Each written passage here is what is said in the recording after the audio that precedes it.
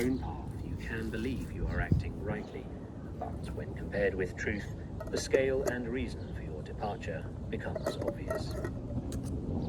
When you are impervious to the true way, faithfully following your own instead, thinking all is well, you will stray further from the truth. When the spirit is uncurled and compared with overarching universal principles, it becomes evident that a prejudiced mind and a distorted view of things have led to a departure from the proper path. The scroll ends with an exhortation to stick assiduously to the true way and observe what opens before you. Know this mind and use what is straight as your foundation. Make the sincere heart your way as you practice strategy in its broadest sense, correctly and lucidly. Ponder the ether as you study the way. As you practice the way, the ether will open before you. There is good, not evil, in the ether. There is wisdom. There is reason. There is the way. The mind empty. 12th day of the 5th month, 1645. Shinmen Musashi Genshin. Ends notes. To perish with a weapon uselessly sheathed at one's side is shameful. A notable point left from the body of this summary is that Musashi favored dual-wielding the katana and wakizashi, short sword, at the same time. First, we learn to simultaneously wield both swords in Nito and become accustomed to handling the longsword freely with one hand. Some have suggested, though, that when facing a single competent opponent, he would only use the katana. I have left a complex discussion of this out because, while interesting, it is mostly about sword technique rather than deeper principles. If a core principle is to be gleaned from it, it's to do what works and not artificially restrict yourself, accepting that everything starts out difficult. In my school, victory must be attainable equally with both long and short weapons. That is why I have established no length for the swords we use. The way of my school is to win no matter what. In the beginning, it is challenging for everyone to brandish a heavy long sword with one hand. Everything is difficult at first.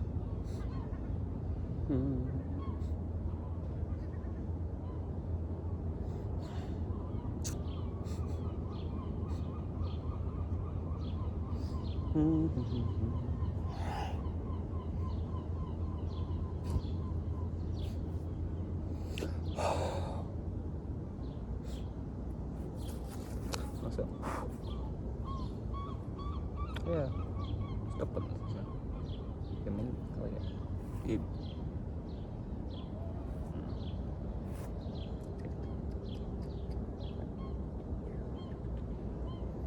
Other work. In addition to Gorin no Sho, Musashi wrote several other books. Heido Kyo, or Mirror on the Way of Combat, in 1604, aged 20. Musashi created his Inmei-ryu school after defeating a celebrated Yoshioka swordsman in a series of duels, and wrote this treatise the following year. If you're interested in precise sword fighting techniques, then this goes into much more detail regarding stance, strikes, and distances. Gorin no Sho, by comparison, is geared more towards mentality, strategy, and pursuit of the way. Heiho Kaketsuke, or Notes on Combat Strategy, in 1638, aged 54. This was written as a technical guide and transmission license for its students. Heiho Sanju Go Kajo, or Combat Strategy in 35 articles, in 1641, aged 57. This was written for Hosokawa Tadatoshi, lord of the Hosokawa domain in Kumamoto. As such, the tone of the text is honorific. It was also used as a transmission scroll and added to by Terao Nakanojo in 1666. Goho no Tachimichi, or Five-Direction Sword Pathways, around 1643, as the original introduction to Gorin no Sho. This was written entirely in Kanbun, or Chinese script, and paid homage to Buddha, as was the convention at the time. However, Musashi removed it from the final version, as he reportedly felt it too ostentatious. It's possible he didn't want anything superfluous in the work, as in the final introduction he mentions, "As I write this dissertation, I do not appropriate terms from Buddhist law or Confucius teachings, nor do I quote old customs from ancient war chronicles and military texts. Finally, the Dokkodo, or path walked alone, in 1645, 1 week before his passing. He is said to have written it the day he handed Gorin no Sho to Terao Makanojo. It lists his 21 concise principles for life. Some translations give them as instructions, others as self-reflective statements. Here they are as instructions. 1. Accept everything just the way it is. 2. Do not seek pleasure for its own sake. 3. Do not, under any circumstances, depend on a biased feeling. 4. Think lightly of yourself and deeply of the world. 5. Be detached from desire your whole life long. 6. Do not regret what you have done. 7. Never be jealous. 8. Never let yourself be saddened by a separation. 9. Resentment and complaint are appropriate neither for oneself nor others. 10. Do not let yourself be guided by the feeling of lust or love. 11. In all things, have no preferences. 12. Be indifferent to where you live. 13.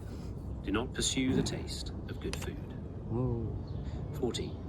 Do not hold on to possessions you no longer need. 15. Do not act following customary beliefs. 16. Do not collect weapons or practice with weapons beyond what is useful. 17. Do not fear death. 18. Do not seek to possess either goods or fiefs for your old age. 19. Respect Buddha and the gods without counting on their help. 20. You may abandon your own body, but you must preserve your honor. 21. Never stray from the way.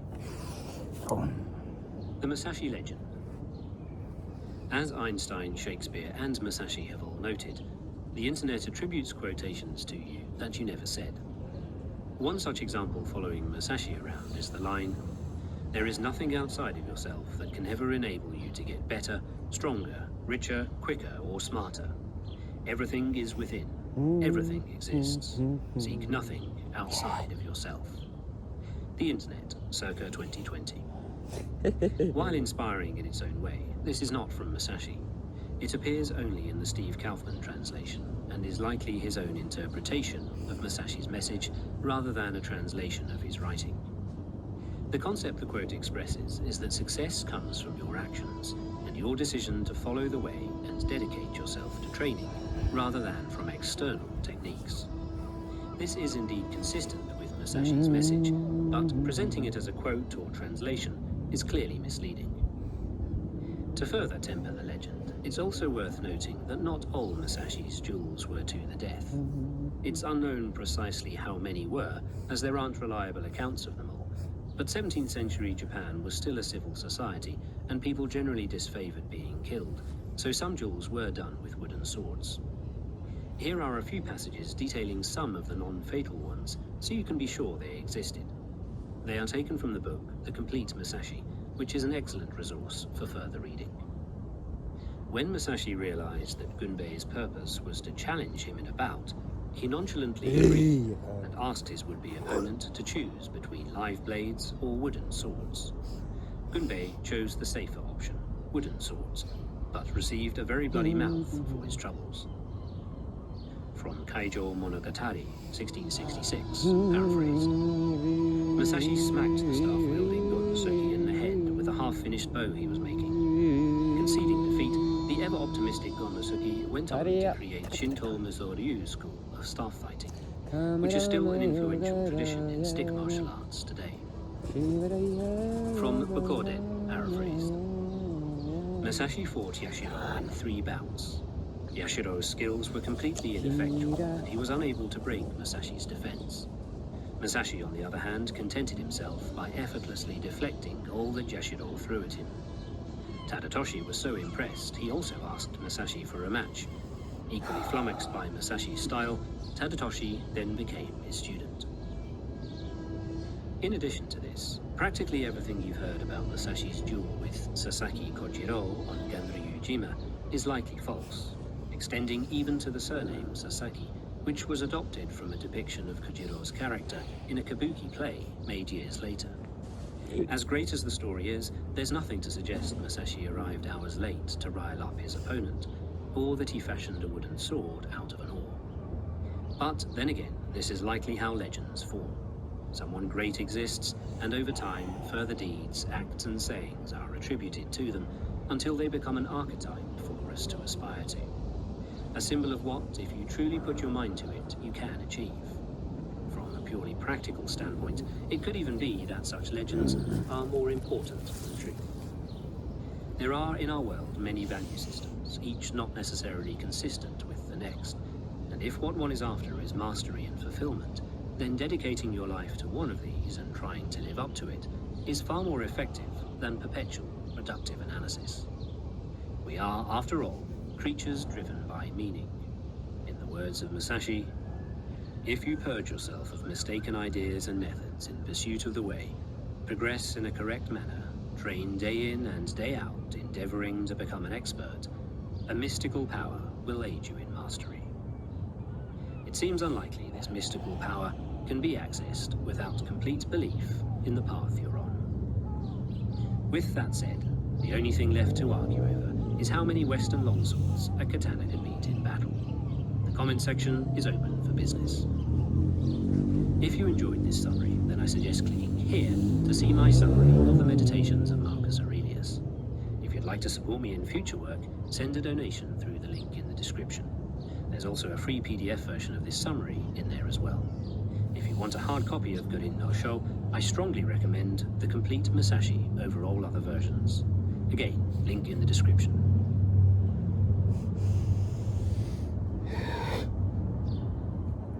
Musonius Rufus's Lectures and Fragments, translated by Cora E. Lutz and narrated by Robin Homer.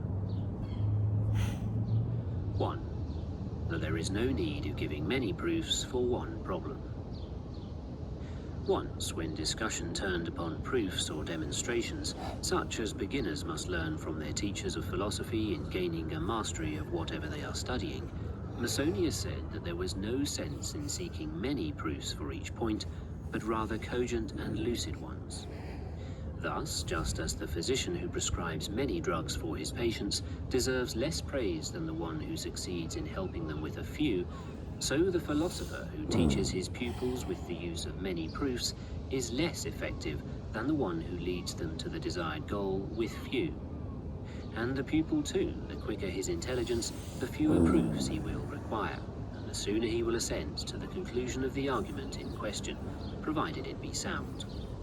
But those who require proofs at every point, even where the matter is perfectly clear, or demand to have demonstrated at length things that could be explained briefly, are completely inept and dull-witted. The gods, we may assume, need no proof of anything, inasmuch as nothing to them lacks clearness or is obscure, and it is only in reference to obscurity that there is any need of proof. Man, however, must needs seek to find out that which is not plain or self-evident through the medium of the plain and obvious. That is the function of proof. Take, for example, the proposition that pleasure is not a good. At first sight, we do not recognize it as true, since, in fact, pleasure appeals to us as a good. But starting from the generally accepted premise that every good is desirable, and adding to it a second equally accepted, that some pleasures are not desirable, we succeed in proving that pleasure is not a good. That is, we prove the unknown or unrecognized by means of the known or recognized. Or again, that toil is not an evil is not on the face of it a persuasive proposition, while its opposite, that toil is an evil, seems much more persuasive. But starting from the known and accepted premise that every evil is a thing to be avoided, and adding to it another obvious one, namely that many forms of toil are not in the category of things to be avoided, we conclude that toil is not an evil. Since this, then, is the nature of proof, When we consider that some men are quicker of wit and others duller, that some are reared in better environment, others in worse, those of the latter class, being inferior in character and native disposition, will require more proofs and more diligent attention to be led to master the teachings in question and to be moulded by them, just as defective physiques, when the goal is to restore perfect health, require very diligent and prolonged treatment. On the other hand, such pupils as are of a finer nature and have enjoyed better training will more easily and more quickly, and with few proofs, assent to sound reasoning and put it into practice. How true this is, we may readily recognize if we chance to know two